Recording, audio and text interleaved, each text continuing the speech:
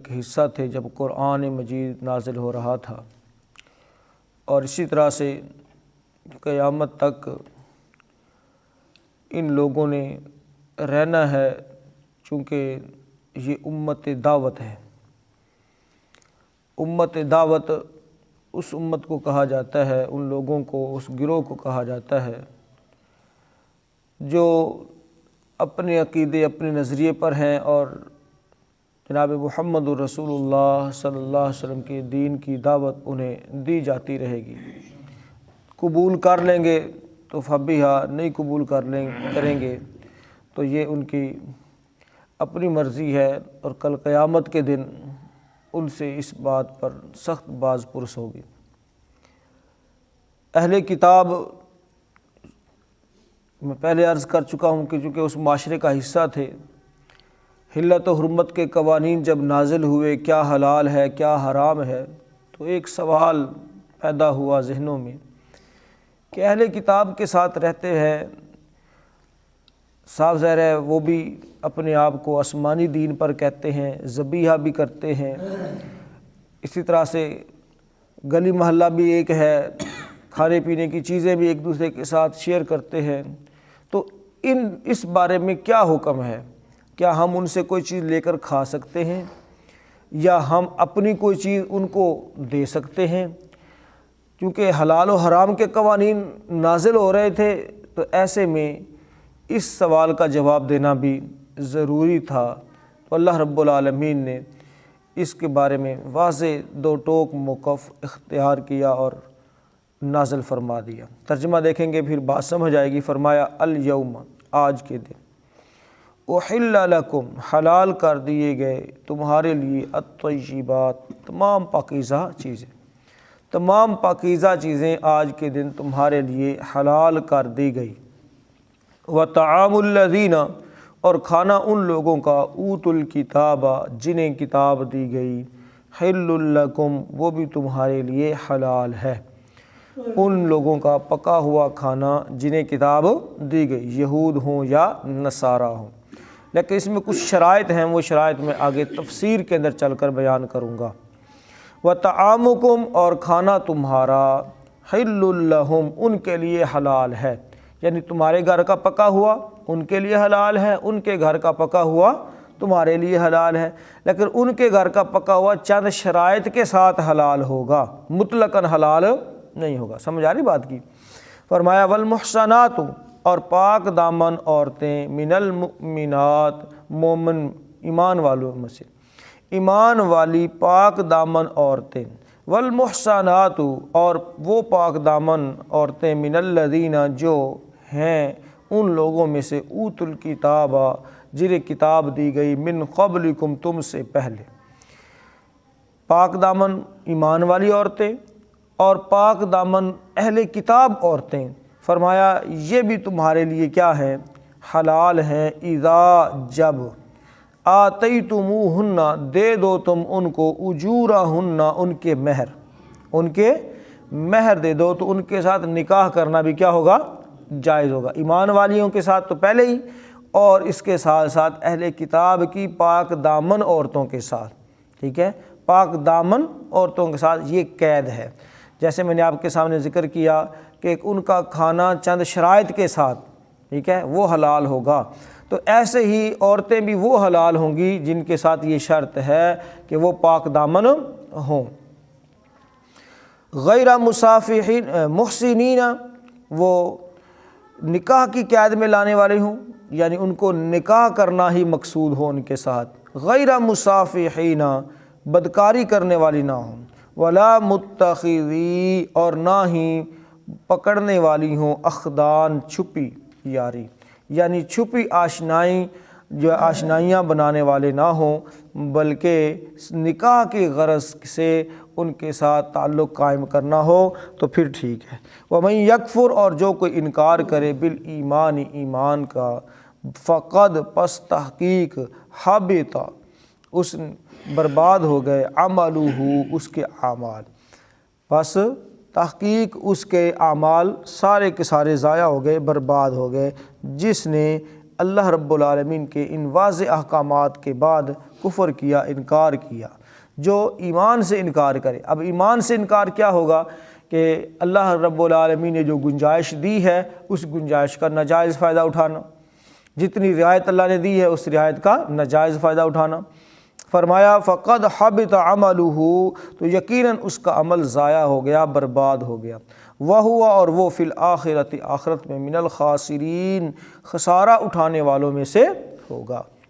محترم بھائیو، آج کا جو ہمارا سبق ہے اس میں بہت سارے الفاظ وہ ہیں جو ہم اردو میں بھی استعمال کرتے ہیں، ٹھیک ہے؟ تو عربی کوئی زیادہ مشکل بات نہیں ہے، قرآن مجید کو سمجھنا کوئی زیادہ مشکل نہیں ہے، بس تھوڑا سا بندہ سینس رکھ کے جب ترجمہ پڑھنا شروع کر دے تو بہت سارے الفاظ وہ ہیں جو ہم عام طور پر اردو میں بھی استعمال کرتے ہیں۔ مثلا حلال اردو میں استعمال ہوتا ہے، طیب پاکیزہ چیز یہ بھی اردو کے اندر استعمال ہوتا ہے۔ اسی طرح سے خاسرین آپ دیکھ لیں، ٹھیک ہے؟ اوت الکتاب، کتاب دیے گئے، قبل، پہلے۔ اب یہ صرف کیا ہے، کچھ الفاظ جو حروف ہیں ان کو ملایا گیا ہے، تو اس کے بعد ہم سمجھتے ہیں کہ شاید یہ کوئی معنی اس کا ذرا سا مشکل ہے۔ تو تھوڑا سا غور و فکر کرنے سے معنی بالکل آسان ہو کر، یا اس کا بعض اوقات ایسے ہوتا ہے کہ ہم کسی سنگل چیز کو اردو میں استعمال کر رہے ہوتے ہیں اور قرآن مجید کے اندر وہ جمع آئی کھڑی ہوتی ہے، اور اسی طرح سے بعض اوقات ہم جمع استعمال کر رہے ہوتے ہیں لیکن اس کی واحد جو ہے وہ قرآن کے اندر آئی ہوتی ہے۔ بہرحال کہیں نہ کہیں سے جو ہے عربی اردو کے ساتھ کیا ہے، ملتی جلتی ہے۔ تقریباً 80% الفاظ جو ہے عربی کے وہ ہم اردو کے اندر استعمال کرتے ہیں، تو پیچھے 20% ہی رہ جاتے ہیں، وہ تھوڑی سی کوشش کر کے ہم ان کو سیکھ سکتے ہیں، کوئی زیادہ مشکل نہیں ہے۔ ترجمہ دوبارہ سے دیکھیں، فرمایا الیوم، آج کے دن۔ اب یوم بھی ہم استعمال کرتے ہیں جی، اردو کے اندر استعمال ہوتا ہے۔ الیوم احل لکم، آج کے دن حلال کر دی گئی تمہارے لیے الطیبات، تمام پاکیزہ چیزیں، وطعام الذین، اور کھانا ان لوگوں کا اوت الکتاب، جنہیں کتاب دی گئی۔ اچھا، یہ طعام بھی اردو کے اندر استعمال ہوتا ہے، ہاں جی، قیام و طعام، بلکہ موٹر وے آج کی جدید کہہ لیں کہ وہ سسٹم ہے، اور اس کے اوپر جتنے بھی سائن بورڈ، میں نے پچھلے دنوں بڑے سفر کیے ہیں، تو جتنے بھی سائن بورڈ دیکھے ہیں نا، تو ریسٹ ایریا جتنا بھی ہے اس کے اوپر قیام و طعام لکھا ہوا ہوتا ہے۔ اچھا، میں سوچ رہا تھا بھائی جدید سسٹم ہے اور سارے کا سارا اس کے اندر جتنی بھی ہدایات ہیں وہ ساری کی ساری سمجھو کہ عربی کے اندر لکھی ہوئی ہیں، حالانکہ انگلش کے اندر ہونی چاہیے تھی، لیکن وہ تقریباً جو ہے وہ زیادہ تر کس میں لکھی ہوئی ہیں، عربی کے اندر، قیام و طعام، تو یعنی انگلش میں بھی تھوڑا لکھا ہوا ہے لیکن عربی لازمی طور پر لکھی ہوئی ہے، ٹھیک ہے، یا اردو کے اندر لکھا ہوا ہے، تو بڑا مجھے اچھا لگا تاکہ ہر بندے کو اس سے فائدہ بندہ اٹھا سکے۔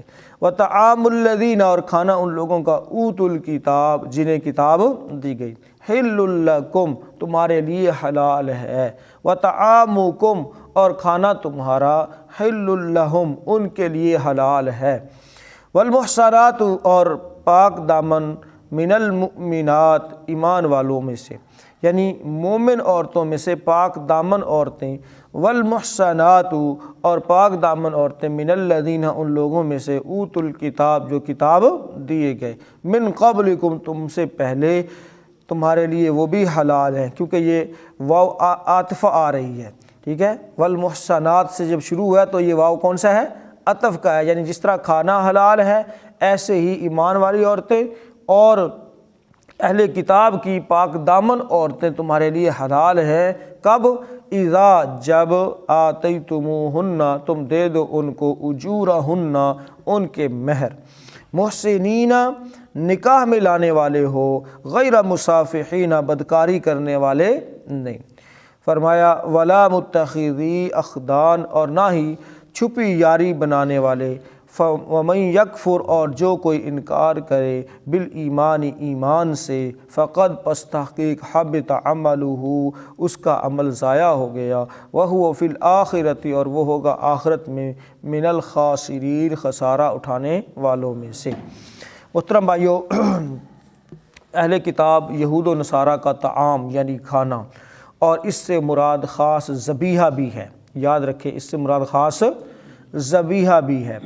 تو مسلمانوں کے لیے حلال ہے، بشرط یہ کہ انہوں نے اس کو غیر اللہ کے نام پر نہ ذبح کیا ہو، نہ غیر اللہ کے نام پر پکایا ہو، اور اسی طرح سے نہ ہی وہ چیز پکائی ہو یا وہ چیز ہو جو کہ اللہ نے اصلاً حرام قرار دی ہے، جیسے خنزیر ہے، یا اسی طرح سے وہ جانور جو گلا گھٹ کر مر جائے، دب کر مر جائے، گر کر مر جائے، اور اس طرح سے بہت ساری دیگر جو چیزیں ہم پیچھے پڑھ کر آئے ہیں آیت نمبر 3 کے اندر، تو ان میں سے بھی کوئی چیز نہ ہو، یعنی غیر اللہ کے نام کا نہ دیا ہو، غیر اللہ کے نام پر ذبح نہ کیا ہو، اور اسی طرح سے وہ جانور بھی جس کو اللہ نے منع کیا ہے، حرام قرار دیا ہے، اور یا پھر اس کی وہ کیفیت جس میں وہ مر رہا ہے، اور وہ کیفیت اس کے خاص کیفیت میں جس سے اللہ نے منع کیا ہے وہ بھی نہ ہو، تو پھر کھانا ان شرائط کے ساتھ کیا ہوگا؟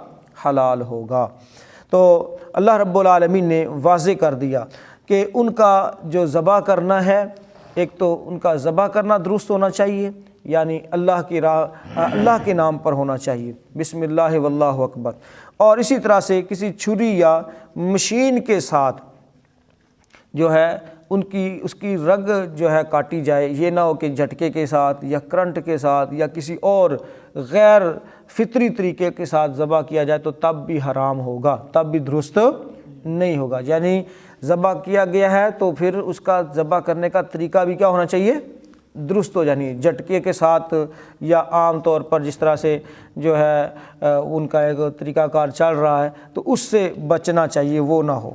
تو محترم بھائیو، یہ بہتا ہوا خون جس سے نکلے وہ جانور جو ہے حلال ہوگا، تو ایسے جانور کا گوشت کھانا درست ہے۔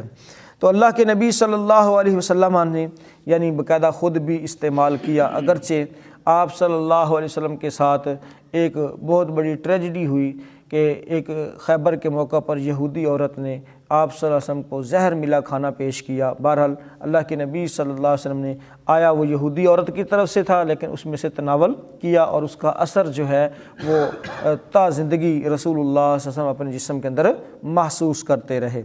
بہرحال تو اصل چیز اس کے اندر جو ہے وہ ان کے کھانے کا، جب ان کے اوپر اعتماد ہو اور وہ چیز جو ہے وہ حلال ہو، پاکیزہ ہو، طیب ہو، اور اس چیز کے حلال کرنے کا طریقہ بھی درست ہو، غیر اللہ کے نام پر بھی نہ ہو، وہ جانور بھی درست ہو، تو پھر وہ استعمال کیا جا سکتا ہے، اللہ تعالیٰ نے اس کی اجازت دی ہے۔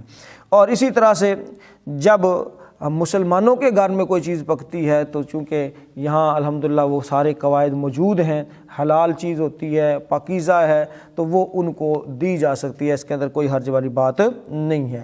اور ایک بات اور بھی ذہن میں رکھیں کہ ان کے ساتھ بیٹھ کر کھانا، اس سے تھوڑا سا پرہیز کرنا چاہیے، اور خاص کر ایسے دسترخوان پر تو قطعاً نہیں بیٹھنا چاہیے جس دسترخوان پر شراب رکھی گئی ہو، کیونکہ شراب ان کے ہاں جائز ہے، وہ استعمال کرتے ہیں، تو ایسے دسترخوان پر بیٹھنا بھی درست نہیں ہے، اور ایسے برتن بھی استعمال کرنا درست نہیں ہے جس میں وہ حرام چیزوں کا استعمال کرتے ہیں، ایسے برتن بھی استعمال کرنا درست نہ ہوگا۔ آگے ہے محترم بھائیو ایک بڑا ہی اہم مسئلہ جس کو ہم بڑا سرسری لیتے ہیں، اور ہر جنا کھڑا جو ہے اس کے بارے میں فتویٰ دینے کے لیے تیار ہے، بالخصوص جو یورپ کے اندر چلے گئے یا وہاں پر ان کی رنگ رنگیلیوں کے اندر پڑے ہوئے ہیں، ان کی رنگینیوں کو دیکھتے ہیں، تو وہ باقی قرآن مجید کے اندر جتنے بھی احکامات ہیں ان کو تو وہ بائی پاس کر دیتے ہیں، اور اس حکم کو اسپیشلی جناب وہ بیان کیا جاتا ہے، کیا جی؟ اہل کتاب کے ساتھ جناب نکاح جائز ہے۔ اچھا بھائی، باقی قرآن کے اوپر تو ہم نے عمل کر لیا ہے، سوچنے کی بات ہے، میں جی باقی قرآن پر عمل کر لیا ہے، یا اس کی جو شرائط ہیں وہ آپ نے سمجھ لی ہیں؟ اس کو یہ بات کرنا کہ ان کے ساتھ نکاح کرنا جائز ہے، اتنے 2 3 4 کیتیاں نے، ہیں جی یاریاں لائیاں نے، سارا سسٹم چل رہا ہے۔ اب محترم بھائیو، یہ ضرورت تو ہے، لیکن اس ضرورت کو پورا کرنے کے کچھ تقاضے ہیں، کچھ شرائط ہیں۔ یہ نہیں ہے کہ بس قرآن مجید کو صرف اپنے مقاصد کے لیے استعمال کرنا، یا جو بات اپنے اوپر ذرا اپنے لیے گنجائش نکل رہی ہے اس کو لے لے اور باقی ساری چیزوں کو جو ہے وہ چھوڑ دے۔ تو اللہ تعالیٰ نے نکاح کرنے کا ایمان والی عورتوں سے تو وہ بھی پاک دامن، اور اس کے ساتھ ساتھ اہل کتاب کی عورتیں جو پاک دامن ہیں، جو کیا ہیں؟ پاک دامن ہیں ان کے ساتھ نکاح کا جو ہے اجازت دی ہے، چاہے وہ اپنے دین پر ہی قائم کیوں نہ رہیں۔ لیکن یہ بات بھی ذہن کی نشین ہو کہ ایمان والا مرد جو ہے وہ بھی اپنے ایمان پر قائم رہے، اس کو یہ اجازت اس لیے دی جا رہی ہے تاکہ وہ ان عورتوں سے نکاح کر کے ان کو کنورٹ کرنے کی کوشش کرے اور وہ اس کے اس نکاح کے ذریعے سے جو ہے جہنم کی آگ سے بچ جائیں۔ یہ نہ ہو کہ ادھر بندہ آپ کو ہی پہلے نگلا ہے بالکل دین تو ہے جی، دین اس کے پاس بالکل ہے ہی کوئی نہیں، بس اس آیت کی بنیاد کے اوپر یا اس ایک جو اللہ رب العالمین نے رعایت دی ہے اس کی بنیاد پر وہ نکاح کرتا ہے اور پھر ادھر سے مکمل طور پر اپنے ایمان سے ہاتھ دھو بیٹھتا ہے۔ محترم بھائیو، یہ اللہ رب العالمین نے آگے جو آخری جو جملہ ہے یہ بڑا ہی حساس جملہ ہے، فرمایا وَمَن يَكْفُرْ بِالْإِيمَانِ، جو بندہ ایمان سے کفر کرے، ایمان سے انکار کرے، مراد کیا ہے؟ نکاح تو کر لیا لیکن ساتھ ہی ایمان سے ہاتھ دھو بیٹھا۔ تو ایسی اگر مشکل ہو یا ایسا خطرہ ہو، اور یقیناً آج یہ بہت بڑا خطرہ ہے، ایسا کون سا پکا ایمان والا ہے جس کو حسن بھی مل رہا ہو، جس کو جناب ادھر سے عورت مل رہی ہو اور اس کو ڈیمانڈ یہ ہو کہ جناب تو نے یہ داڑھی کٹوانی ہے، یہاں تو اچھے بڑے لوگ داڑھی کٹوانے کے لیے تیار ہیں، اور جو بندہ گیا یورپ کے اندر ہے اور اس کو وہاں کی نیشنلٹی ضرورت ہے یا کوئی اور چیز، تو وہ تو محترم بھائیو ایمان سے بالکل ہی فارغ ہو کر بیٹھا ہوتا ہے۔ تو ایمان چلا جائے اور دنیا کی چیزیں مل جائیں تو محترم بھائیو یہ خسارہ ہی ہے، یہ تباہی ہے، یہ بربادی ہے۔ تو اللہ تعالیٰ نے یہ جو قید لگائی ہے، فرمایا کہ پاک دامن ہو اور ان کو نکاح میں لانا مقصود ہو، ہمیشہ کے نباہ کی نیت ہو۔ یہ نہیں ہے کہ چلو جنہیں دیر اتنے ہیں ایتھے ڈنگ لانے ہیں تو پھر اتنے ٹر جائیں گے۔ محترم بھائیو یہ تو سراسر جو ہے بدکاری ہے، یہ تو سراسر اللہ کے حکم کی نافرمانی ہے۔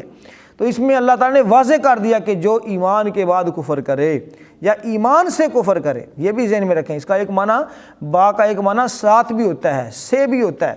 فرمایا جو کوئی ایمان سے کفر کرے، ایمان لانے کے بعد کفریہ کام کرے، یہ کفریہ کام ہوگا کہ اگر جو ہے بدکاری کی نیت سے یا اسی طرح سے مکمل طور پر نباہ نہ کرنے کی نیت سے بندہ وہ کرتا ہے، یا جس سے نکاح کیا جا رہا ہے وہ اس کا کوئی کریکٹر ٹھیک نہیں ہے، وہ بس چلتا پھرتا معاملہ ہے، تو محترم بھائیو ایسے میں اللہ تعالیٰ نے اس باتوں سے روک دیا ہے۔ فرمایا یہ شرط پاک دامنی آزاد منش آوارہ لوگوں کے ساتھ چلنے کے نام نہیں ہے، نکاح پاک دامن عورت سے کرنا ہے، وہ اہل کتاب کی ہو یا ایمان والوں میں سے ہو۔ اگر یہ شرائط ملحوظ خاطر نہیں رکھیں گے تو یاد رکھیے ایمان داؤ پر لگ جائے گا، ایمان تباہ ہو جائے گا، برباد ہو جائے گا۔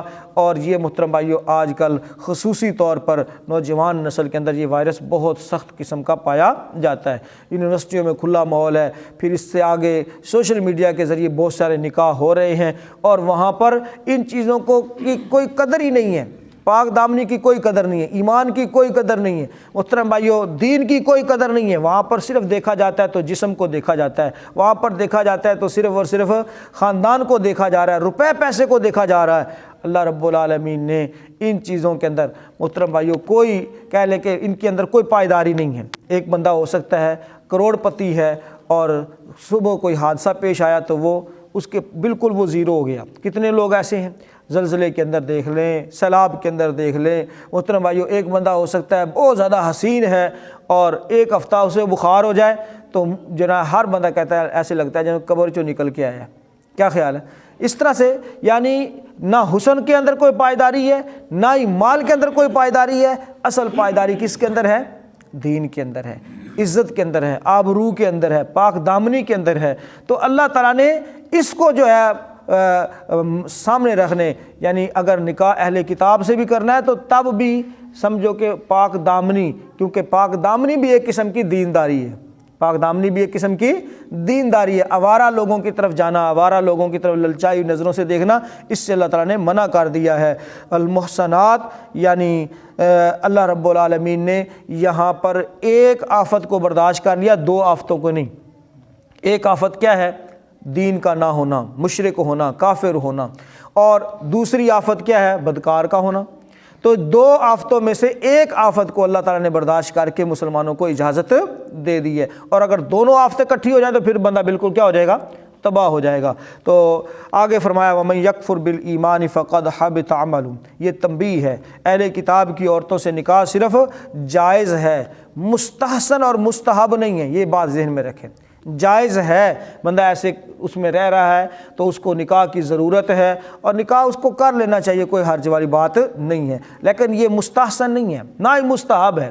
مستحب اور مستحسن یہی ہے کہ وہ ایمان والی عورت سے نکاح کرے، ٹھیک ہے، یہ صرف اجازت ہے، لیکن ہم زیادہ تر اجازت کو سہولت سمجھ لیتے ہیں۔